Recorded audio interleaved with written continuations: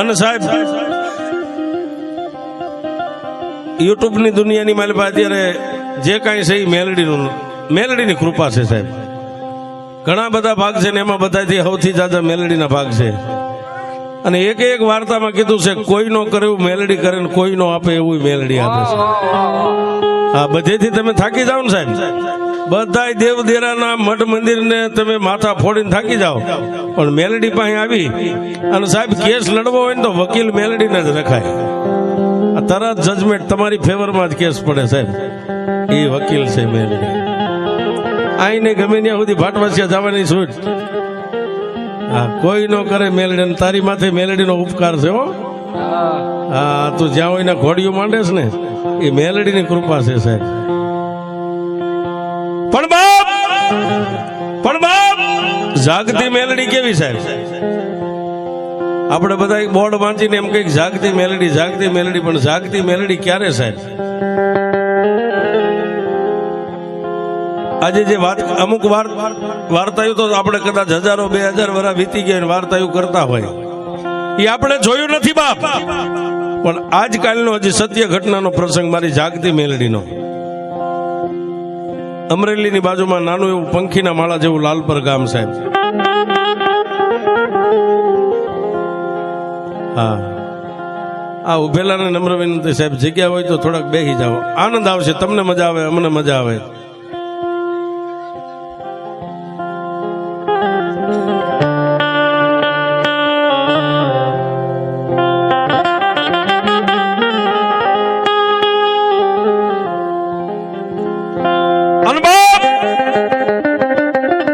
મારી જાગતી મેલડી ક્યાં સુધી પોગી જાય એ વાત ઉપર તમને લઈ જાઉં છું. પણ સરજાનો વિષય છે સાહેબ. અમરેલીની બાજુમાં નાનું એવું પંખીના માળા જેવડું લાલપર કરીને ગામ સાહેબ. અને લાલપર ગામની માલપાથી વાઘમસિંહ પરિવાર જાતે પોતે આહિર છે સાહેબ. નામ જેનું સંજયભાઈ મુળુભાઈ વાઘમસિંહ. વતન પોતાનું લાલપર છે અમરેલીની બાજુમાં સાહેબ. પણ પોતે બિઝનેસ કઈ કામ ધંધા અર્થે સુરતની માલ પર હાલે મોજૂદ રહેશે. આ મેલડીએ કામ કર્યું એને કઈ વર્ષો નથી વીતી ગયા સાહેબ. હજી કાલ કર્યું એમ કેવું હોય તો આપણે કહી શકીએ છીએ. પણ જેથી એના એકના એક દીકરાને સાહેબ હોસ્પિટલના પગથિયા લઈને 2 માણસ ચડ્યા ને, સંજયભાઈ ને પોતાના ઘરેથી પોતાની પત્નીનું નામ છે નયનાબેન. 2 માણસ હોસ્પિટલના પગથિયા ચડ્યા. ડોક્ટરોએ રિપોર્ટ કર્યો સાહેબ. રિપોર્ટ કરી અને ડોક્ટર પોતાની ઓફિસની માલમાં બેઠા છે ને 2 માણસ જઈને એટલું કીધું, સાહેબ તમારા બાળકનો રિપોર્ટ આવી ગયો. તેથી ડોક્ટરે એટલું કીધું, તમારા કુંજ, બાળકનું નામ કુંજ છે, દીકરાનું નામ, તમારા કુંજનો રિપોર્ટ આવી ગયો. તેથી જન્મ દેનારી જનેતા નયનાબેન એટલું બોલ્યા, સાહેબ મારા દીકરાનો કેવો રિપોર્ટ આવ્યો છે. ત્યારે ડોક્ટર થોડીક વાર બેનની સામે જોવે, થોડીક વાર પોતાના ધણીની સામે જોવે, 2 માળાની સામે જોવે, પણ ડોક્ટરના હોઠ સિવાય ગયા સાહેબ. ડોક્ટર કઈ બોલતા નથી.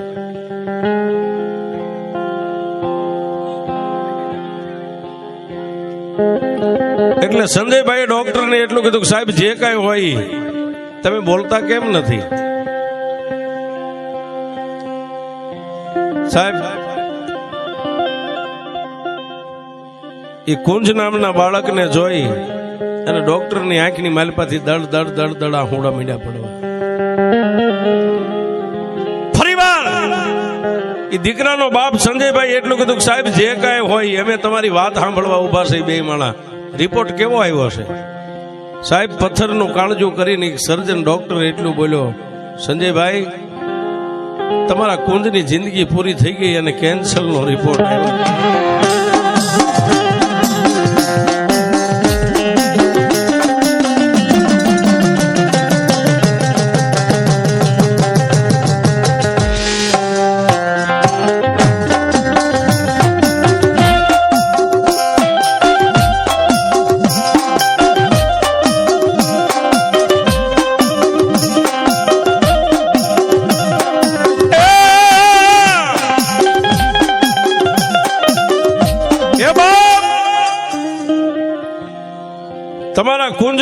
રિપોર્ટ કેન્સલ આવ્યો છે. સર્જન આટલું બોલ્યા ને, નઈના બેને ખોળો પાથરીને ડોક્ટરના પગ થોપીને એટલું કીધું, સાહેબ શું બોલો છો? બેન, હું એક સર્જન છું, મારી આંખમાં કોઈ દી આહુડા ન આવે, પણ આ ઓફિસની બહાર જે બાકડે બેઠો ને તમારા દીકરાને મેં જોયો છે, એને કેન્સલ છે. આટલું બોલતા મારી આંખો આજ ભીની થઈ ગઈ ને, એનું એક જ કારણ છે કે આ કુંજ જેવા દીકરાને કેન્સલનો રિપોર્ટ આવ્યો ને, મારા હૃદયની માલિપા પણ એનું દુઃખ મને થાય છે. જન્મ દેનારી જનેતા સાહેબ સંજયભાઈ ગળગળા થઈ ગયા, પણ પોતાની પત્ની જે નૈના બેન હતી ને, એને એટલું કીધું, બાળકની સામે આંખમાં આહુડું ન આવવું પડે હો, બાળકને ખબર ન પડવી પડે. બે માણસ આહુડાને પાડ્યા નહીં સાહેબ, આહુડાને પી ગયા સાહેબની ઓફિસમાં. અને દાંત કાઢતા કાઢતા બે માણસ બહાર નીકળી અને બાકડાની માથે બેઠેલા પોતાના દીકરા કુંજનું બાવડું પકડીને હાલી નીકળ્યા છે. પણ હોસ્પિટલનું પગથિયું ઉતરે બે માણસના પગ ભાંગી ગયા છે. ક્યાં જાઓ, કોને કહેવો? પોતાના ઘરે લઈ અને બાળકને પહોંચ્યા ને, નઈના બેનના માવતરની બાજુમાં જ રહેતા બે માણા એવા આવીને પોતાની દીકરીને એટલું કીધું, કા નઈના ભાણાનો રિપોર્ટ? કે બાપુ બહુ સારો રિપોર્ટ આવ્યો છે, કાંઈ નથી. પણ સાહેબ, જેને જન્મ દઈ અને 20 વર્ષની દીકરીઓને ઉછેરીને પોતાના આંગણે મોટી કરી હોય ને, દીકરીના મોઢાની માથે નૂર ન ભાળ્યું ને, એટલે પોતાની જન્મ દેનારી જનેતાએ એટલું કીધું કે નઈના આ બાજુ આવી જાય. પોતાની જનેતાએ બાવડું નઈના બેનનું પકડીને એના માથે હાથ મેકીને એટલું કીધું કે આવડી મોટી તને કરી કોઈ દી મારા સોગન નથી આપ્યા ને, મારી માથે હાથ મેકીને કહી દે કુંજનો રિપોર્ટ કેવો આવ્યો છે. નૈના બેન ભાંગીને ભૂકો થઈ ગયા, પોતાની જન્મ દેનારી જનેતાને બથ ભરીને રોવા માંડી ગયા. એ માં, તને તો હું માં કહું છું, પણ મને માં કહેવા વાળાની જોઈ હવે દુનિયામાં ક્યારે બુજાઈ જાય ને મારા કુંજની, એની ખબર નથી. મારા કુંજને કેન્સરનો રિપોર્ટ આવ્યો.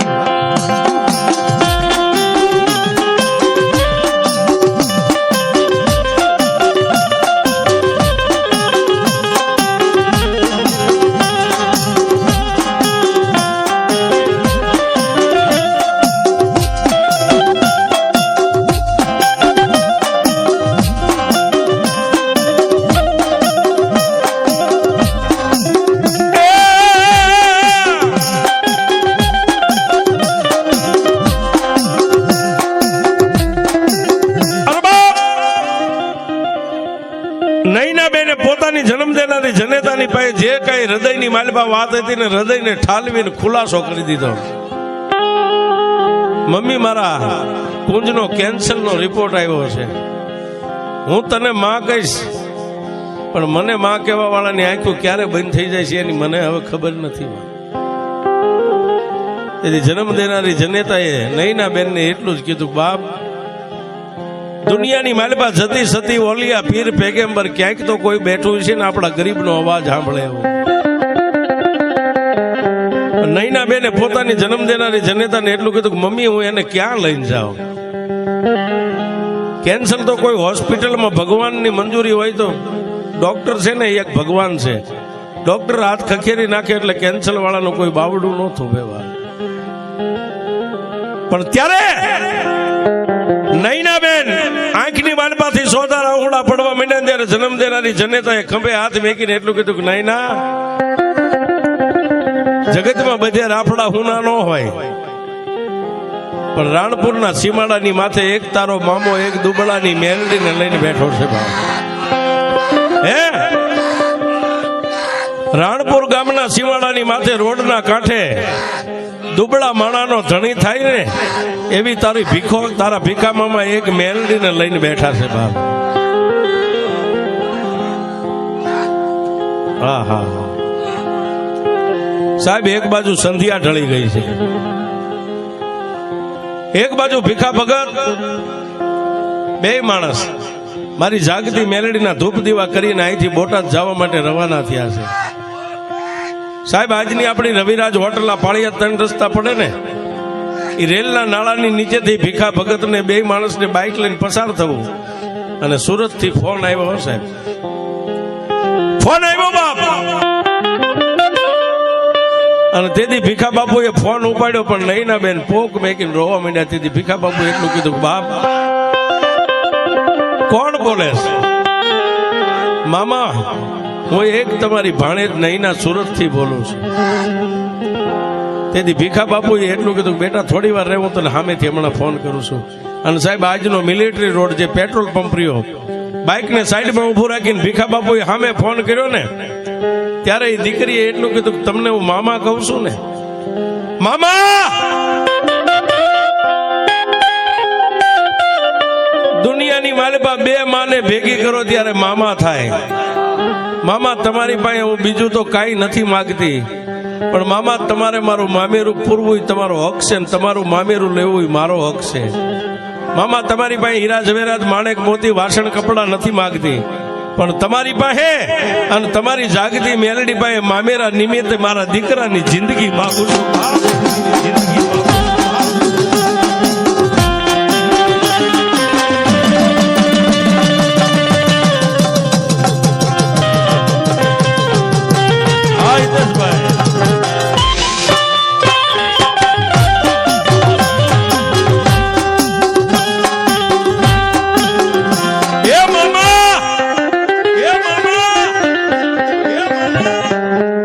મામા તમારે સાચું મામેરું પૂરવાનો સમય અત્યારે આવ્યો છું. મામેરાની માલિપા તમારી પાસે તમારી મેલડી પાસે મારા દીકરાની જિંદગી માંગુ છું. પણ ભીખા બાપુએ એટલું કીધું, બેટા રોજ નહીં, રોતા ને સાના રાખે ને એવી મારી પાસે એક અડીખમ મેલડી બેઠી છે, રોવાય નહીં બા. અને સાહેબ બીજું દીકરીને આપણે શું કહીએ છીએ, રોવાય નહીં બાપ, સાની રહી જા. પણ આજની રાત વીતી જવા દે. હું તને કાલે ફોન કરી અને મારી એક દુબળા માણસની મેલડી છે ને એના હું તને ખાલી દર્શન કરાવીશ.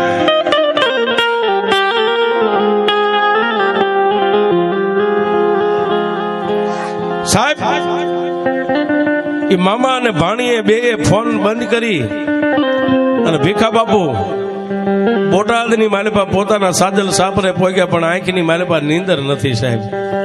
એને ઓલી દીકરીનો એક જ શબ્દ યાદ આવે છે કે મામા તમારી પાસે મામેરું માગું છું. સાહેબ આગળ વાત લઈ જાય, દિવસ ઉગ્યો પાછા બે માણા અહીંયા આવી ગયા બોટાદમાંથી આવી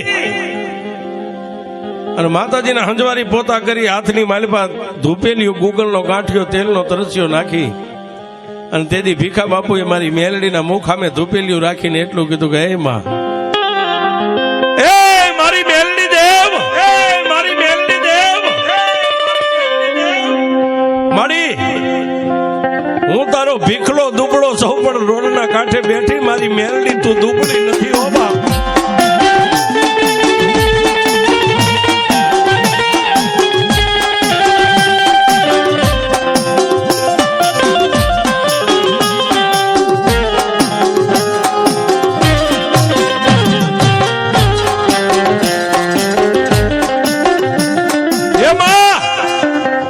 મારી દુનિયામાં હું તારો ભીખો દુબળો છું, પણ રોડના કાંઠે મારી જાગતી મેલડી તું દુબળી નથી બાપ. અને તેથી ભીખા બાપુના જમણા કાનની માલિપા મારી મેલડીએ ગેબી અવાજ કર્યો, ભીખલા શું મને મેલડીને ટકોરા કરે છે? હે મને મેલડીને શું ટકોરા કરે છે? કે મારી ભાણીનો એક મામેરું પૂરવાનો સમય આવ્યો છે, એને કોઈ દી મારી પાસે માગ્યું નથી. જાતની આહિરની દીકરી છે, પણ મારી પાસે મામેરામાં એના દીકરાની જિંદગી માગી છે. અને મારી એના દીકરાને કેન્સલ છે હો. તેથી મારી ભીખા ગાંડાની મેલડી એટલું બોલી, ભીખલા ઘી ગોળ સિંદૂરના પિયાલા તો હું કાયમ પીવું છું, પણ જો તારી ભાણકીના દીકરાનું કેન્સલ ન પીવું ને એ તો હું જાગતી મેલડી ન કહેવાય બા, હું જાગતી મેલડી ન કહેવાય.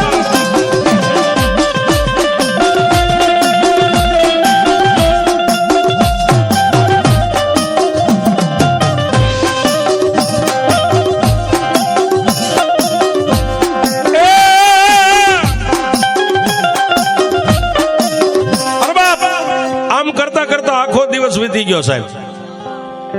અને એ દિવસનું સંધ્યા ટાણું થયું ને બાપ, એક બાજુ આ બાજુ આરતીનો સમય છે અને ભીખા બાપુના મનની માલપા એક વિચાર આવી ગયો કે મારી ભાણી રાહ જોતી છે.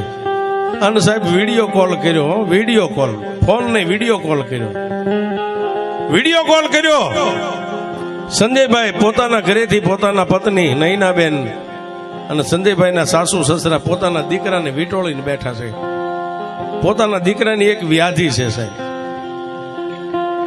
માણસ એમને એમ નથી મરી જતા, માણસને પોતાની વ્યાધિ મારી નાખે છે. વિડીયો કોલ આમ કરીને આમ કરી અને નૈનાબેન નું આમ પેલું વેલું ભીખા બાપુએ મુખ જોયું ને, ધ્રુવકા ભરીને રોવા માંડી, મામા મામા મારું મામેરું. ત્યારે ભીખા બાપુએ એટલું કીધું કે બાપ તારા દીકરા તારું મામેરું હું ન પૂરી શકું, ખાલી એકવાર મારી મેલડીનું મોઢું જોઈ લે, આ વિડીયો કોલમાં મારી મેલડી તારું મામેરું પૂરી.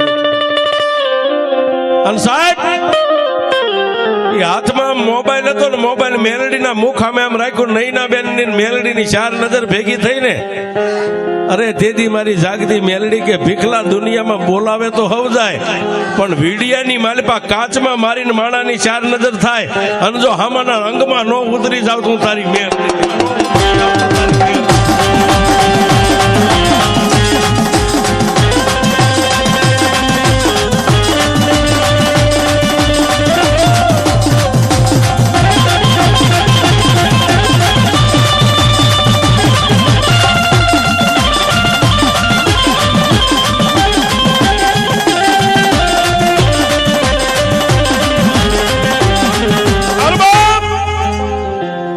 એ મોબાઈલ ના સાહેબ આધુનિક અત્યારનો જે કાતરીઓ, અત્યારનું જે યુગ, એ નૈનાબેન ની મેલડી ની ચાર નજર ખાલી આમ કાચમાં મોબાઈલ હોરવી ભેગી થઈ ને, ત્યાં તો સાહેબ વીજળીને ચડતા વાર લાગે, પવનને જાતા વાર લાગે, પણ ચાર નજર ભેગી થઈ અને મારી મેલડી જાગતી જ્વાળામુખી અહીંથી હાલતી થઈ, પણ ક્યાં ગઈ? સુરતની માલપા. નૈનાબેન દીકરી હવે કેમ ધૂણાઈ એને કોઈ દી ભાન નહીં, મેલડી શું કહેવાય એને ખબર નહીં, પણ ન્યા હાથની માલપા મોબાઈલ છે નૈનાબેન ના, ખોડિયાની માલપા ખમા સાહેબ આવી મારી જાગતી મેલડી ની હાકલ નૈનાબેન ના ખોડિયામાં આવી ને, એટલે બાજુમાં પોતાની માં, પોતાનો બાપ, પોતાનો ધણી બધા બેઠા હતા. એને એટલું કીધું કોણ છો, કોણ છો એટલું કીધું. એટલે પોતાના ધણીને પોતાના માવતર ને એટલું કીધું મને ન ઓળખીને મારી અમે તને ક્યાંથી ઓળખીએ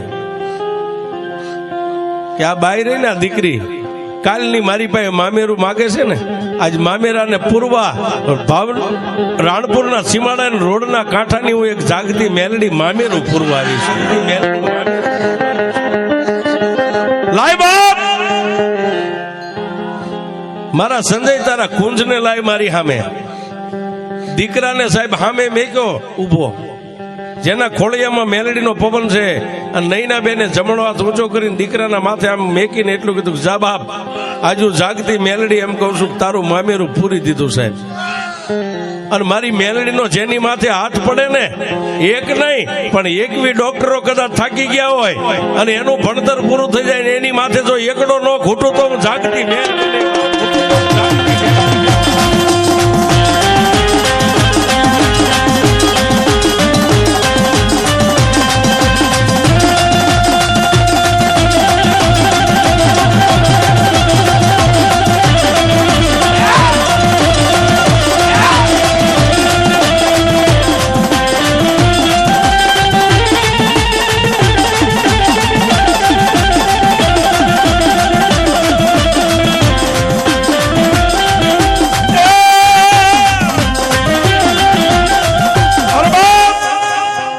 એ નૈનાબેન માથે જમણો હાથ મેકીને એટલું કીધું જા બાપ તારું મામેરું પૂરવા હું મેલડી આવીશું. અને તેથી દીકરાનો બાપ સંજયભાઈ એટલું કીધું જો મારી મારા દીકરાનું મામેરું પૂરવા આવ્યું હોય ને તો મારી આ રિપોર્ટ છે ને, આ રિપોર્ટ મારા દીકરાને કાલે દાખલ કરવાનો છે, કાલે દાખલ કરવાનો છે. સાહેબ આ વાત તારીખ 16/1/2019 ની છે. સાહેબ મારી મેલડી સાંભળે બાપ, આજ તારીખ 16 થઈ છે ને કાલે 17 તારીખ થાય એટલે મારા દીકરાને દાખલ કરવાનો છે. અને આના રિપોર્ટ લઈને એના સર્જન ડોક્ટર ને એની હોસ્પિટલના પગથિયા ચડવાના છે. તેથી નૈના બેનના ખોળિયાની માલિપા મારી ભીખા ભગતની આ ગાંડી મેલડી એટલું બોલી, સાંભળ બાપ, સાંભળ સંજય, આ રિપોર્ટ લઈ અને તારા દીકરાને લઈને તું કદાચ હોસ્પિટલના ગેટે જા ને, એ પેલા જો હોસ્પિટલના પગથિયા ન ચડું તો હું જાગતી મેલડી ચડું તો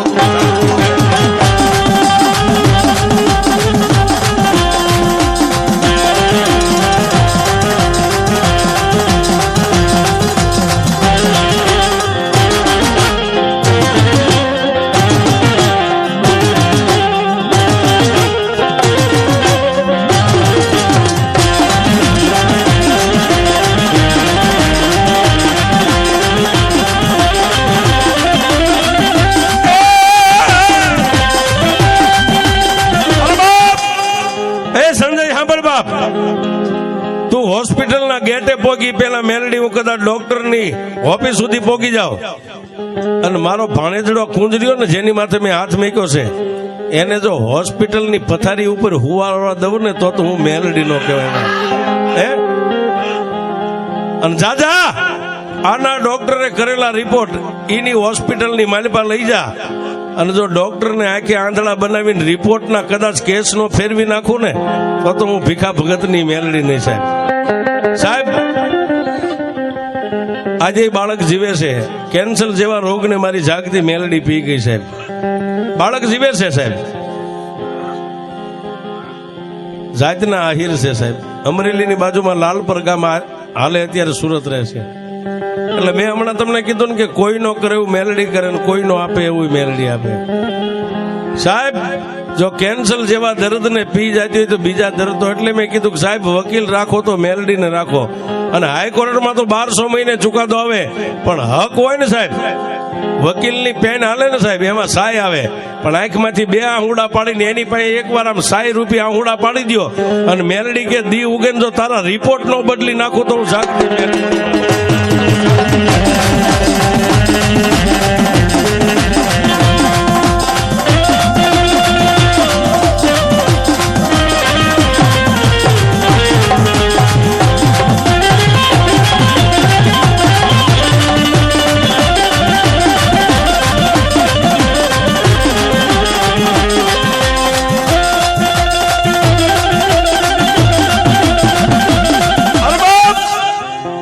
જો મારી જાગતી મેલડી એક દીકરીનું આહુડું સુરતની બજારમાં પડે અને કેન્સર જેવા દર્દને પી જાય, આવી જાગતી મેલડી જો આપણી પાસે અહીં હડીખમ માતા બેઠી હોય સાહેબ, મેલડીના ભુવા પટિયાર તો સાહેબ ધૂણે, પણ જેના જેના દિલમાં એક ગુલાબના ફૂલની પત્તી જેટલો કદાચ ભરવો હોય ને સાહેબ, હે મારી જાગતી મેલડી કે અહીં ડાક શરૂ થાય ને વિશ્વાસુ જ્યાં બેઠા હોય એના ખોળીએ જો આજ ઉતરે નહીં તો મારી જાગતી મેલડી